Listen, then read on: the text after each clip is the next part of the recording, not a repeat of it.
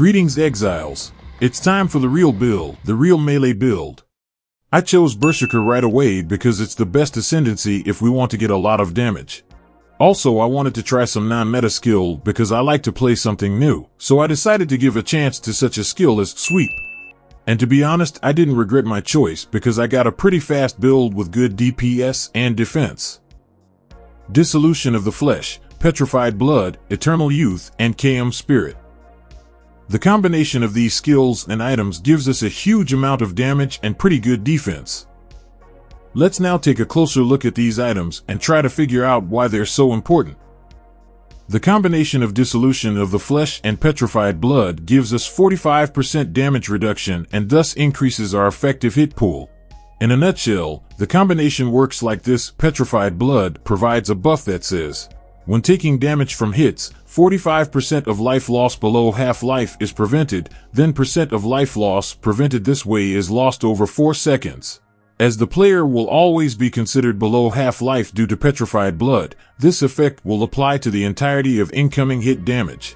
Effectively, the player will only take 60% of the hit's damage immediately as a reservation, then a percentage of the other 40% is spread out as life loss over 4 seconds.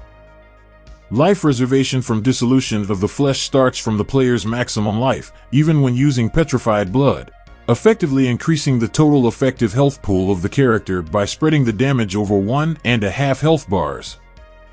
KM Spirit is a very interesting unique item that regenerates 1 rage per second for every 100 life recovery per second from regeneration. Thanks to it we can fill up our rage bar very fast, and we can also keep our berserk long enough for a high DPS, so it's a very important part of our damage. But it has a significant drawback, namely life recovery from regeneration is not applied. And considering the fact that we have Rite of Ruin and damage over time from Petrified Blood, we will constantly lose a lot of health, which affects our survivability. We have Life Leech, of course, but it's not a very reliable source of HP regeneration, so don't count on it. But with the Eternal Youth Keystone, we completely ignore the drawback of KM Spirit.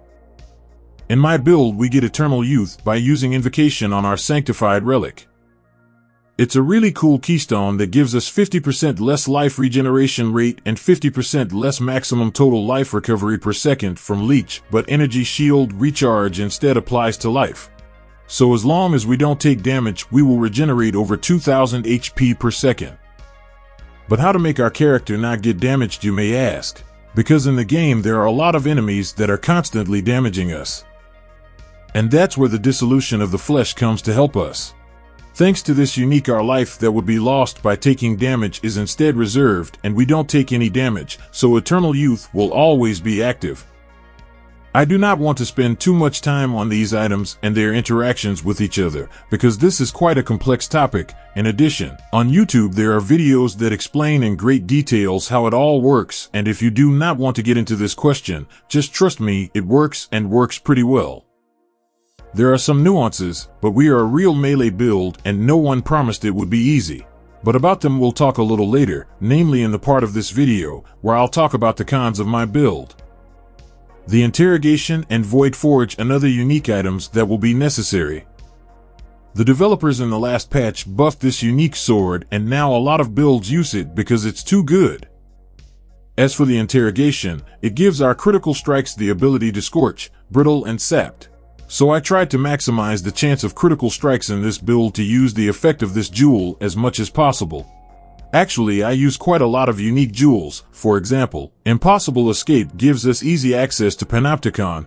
Lethal Pride increases our health and gives a chance to do double damage. Forbidden Flame and Flesh gives us additional Ascendancy node and of course Watcher's Eye because it is one of the best ways to increase our DPS. On top of all of that, I use Storm Shroud because in combination with these boots we get 100% to avoid all elemental ailments, which gives us a better quality of life. If you want to buy these boots, it will cost 5 Divine Orbs. But if you have time and patience, you can snipe them for 2 or even 1 Divine Orb. There is also an option to craft them yourself, and that's what I would like to tell you about now. This might be useful information for some of my viewers. First of all, you will need boots with fractured T1 resistance, which you can buy for 30 Chaos Orbs.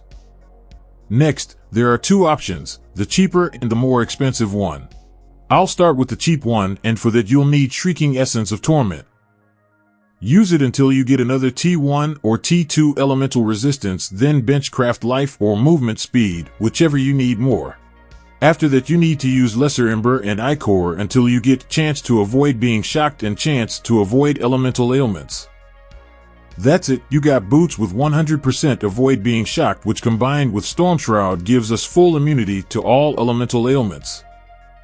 If your budget allows for it, you can also make a more expensive variant of these boots, which is what I use.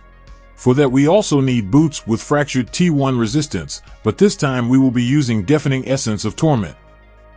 The algorithm remains the same, and we want to find another T1 or T2 elemental resistance. We also want a 60% chance to avoid being shocked. This is not a mandatory condition, but 60% will make it easier for us to further the crafting process. After that we need Greater Ember, which we use until we get chance to avoid being shocked, then we use Lesser Ichor once. If you are not satisfied with your prefix, you will need Eldritch Chaos Orb for reroll prefix modifiers until we get life or movement speed. After that we can make the benchcraft we need and our boots will be almost ready, but the hardest step is left. We will need the Orb of Conflict, and we will use it to improve the tier of the Searing Exarch Implicit. We should get a total of 100% to avoid being shocked. Sometimes we get it at the first attempt and other times it takes a few tries, but there's nothing we can do about the crafting in Path of Exile. We just close our eyes and hope to be lucky. If you use the more expensive crafting method, you'll have a free Eater of Worlds implicit and you can add what you need. I personally used this crafting method. Maybe it's not the most optimal way, but I used it and it cost less than 2 divine orbs, so I hope my advice helps you save money if you want to make this build. I guess a lot of you are wondering how much this build costs and what's the final DPS. I spent about 50 divine orbs to fully build it. The cost might be a bit more because I've been wanting to do something like this for a long time, so I managed to snipe a few key items at a very good price. Well, as for the DPS, it's 81 million, but these are rough numbers because in a real boss fight it will be sometimes more, up to 100 million, and sometimes less.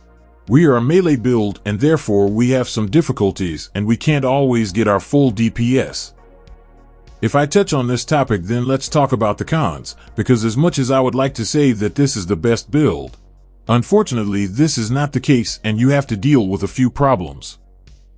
The first one is damage over time, and this is probably our main problem because our defense is really bad against this kind of damage.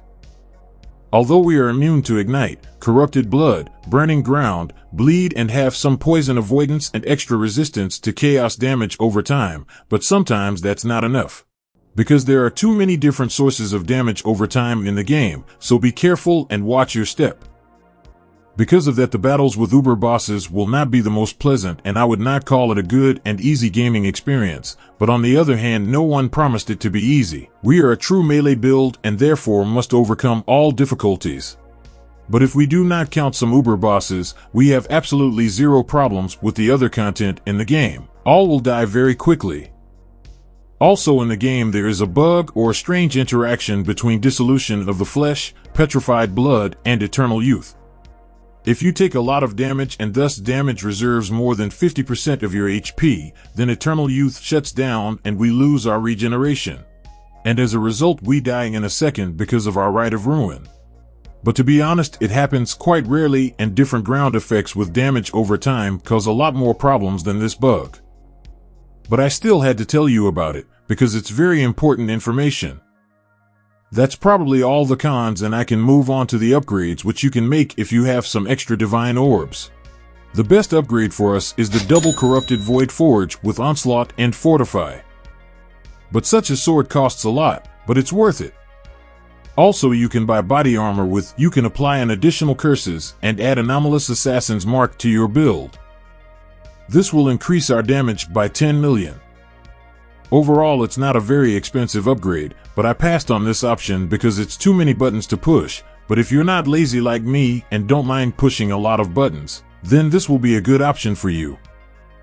Enlightened Gem with level 4 is not mandatory for us, but it does make our gameplay a little more comfortable because we will have more mana. Many of you might be surprised to see Life Flask in my build because it's not really needed. But I use it to remove the bleeding. I'm just used to it and it's easier for me. But as an option you can remove Life Flask and replace it with another one, but then you will need to use Steel Skin instead of Molten Shell. But I don't really like this replacement because Molten Shell greatly increases our defense. And in conclusion, a few words about leveling. In my humble opinion, the best way to complete the axe is Sunder with Axe. With this skill you'll get through a campaign pretty fast, and on level 67, when you get a possibility to use Void Forge you make a swap to sweep.